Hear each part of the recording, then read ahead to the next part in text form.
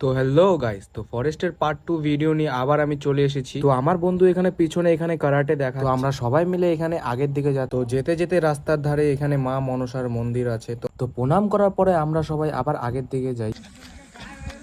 Reporter একবার একবার করে দেন, একবার করে দেন। তো রিপোর্টার এখানে আসলে ময়ূর ডাকছে। আমাদের ফরেস্টে আসার উদ্দেশ্য হলো ময়ূরের পাখনা খোঁজা।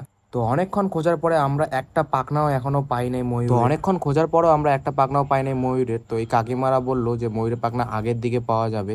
তো আমরা আগের দিকে বাড়াই চলেছি আবার ময়ূরের পাখনা খোঁজার জন্য। তো কাকিমা যে রাস্তায় বললো আমরা ওই রাস্তাতে যাই, তো ওই রাস্তার মধ্যে ময়ূর একটা দেখা যায়।